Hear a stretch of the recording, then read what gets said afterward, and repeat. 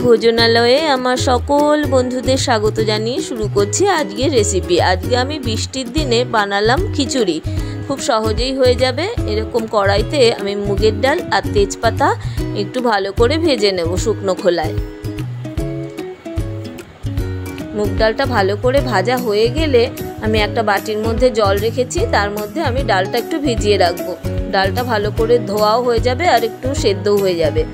এবারে কড়াইতে সাদা তেল গরম করে এরকম ডুমো ডুমো করে আলু আমি কেটে রেখেছি, সেটা আমি একটু লাল লাল করে ভেজে নেব।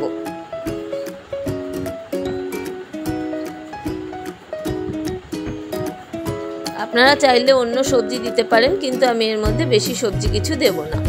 আর একটু হলুদ গুঁড়ো দিলাম আর একটু সামান্য নুন দিয়ে আমি একটু লাল করে ভেজে নেব। আর এর মধ্যে আমি একটু কাঁঠালের দানা কেটে রেখেছি, সেগুলো এর মধ্যে দিয়ে দেব। আপনাদের কাছে কাঁঠালের দানা যদি না থাকে তাহলে একটু চীনাবাদাম দেবেন, তাতেও খেতে খুব ভালো লাগবে।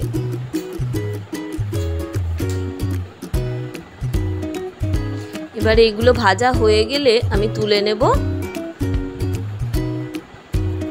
তারপর এই তেলের মধ্যেই আমি একটু পাঁচফোড়ন আর একটু কাঁচা লঙ্কা ফোড়ন দিলাম। এবারে 1 চামচ আদা বাটা দেব। এবার একটু ভালো করে কষে নেব। আদার কাঁচা গন্ধটা চলে গেলে এর মধ্যে আমি একটু জিরে ধনে গুঁড়ো দিলাম আর একটু হলুদ গুঁড়ো দেব। এই মশলাটা একটু কষে নেব।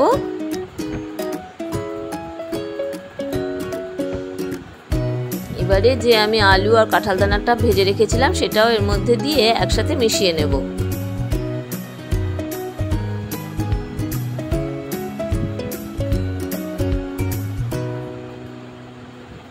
আর আমি যেই পরিমাণ মুগের ডাল নিয়েছিলাম সেই পরিমাণই মুসুরির ডাল এরকম ধুয়ে পরিষ্কার করে নিয়ে এর মধ্যে দিয়ে দিলাম।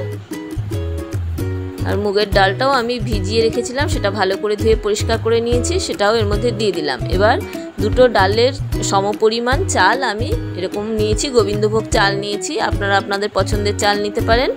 তারপর ভালো করে ধুয়ে পরিষ্কার করে চালটাও এর মধ্যে দিয়ে সব কিছু খুব একসাথে ভালো করে মিশিয়ে নেব।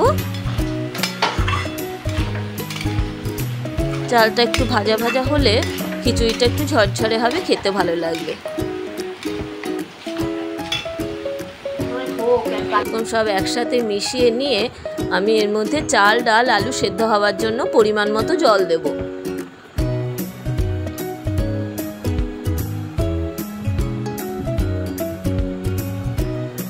এই খিচুড়ি করতে বেশি উপকরণ একদমই লাগবে না, কিন্তু খেতে খুব সুস্বাদু হবে।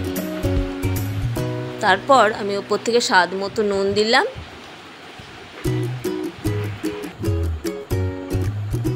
আর কয়েকটা চেরা কাঁচা লঙ্কা দেব।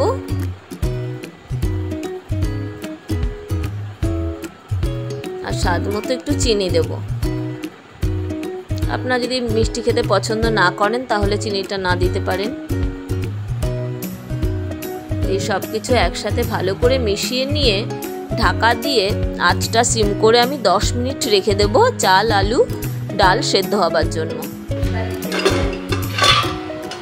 10 মিনিট পর দেখুন আমার সব কিছু সেদ্ধ হয়ে গেছে, খিচুড়িও হয়ে গেছে, কিন্তু আমি 5 মিনিট গ্যাসটা বন্ধ করে আরও ঢাকা দিয়ে রেখে দেব স্ট্যান্ডিং টাইম দেওয়ার জন্য। 5 মিনিট পর ঢাকা খুলে উপর থেকে গরম মশলা গুঁড়ো আর ঘি ছড়িয়ে দিলেই খিচুড়ি রেডি। ভিডিওটা ভালো লাগলে চ্যানেলটি সাবস্ক্রাইব করে নেবেন।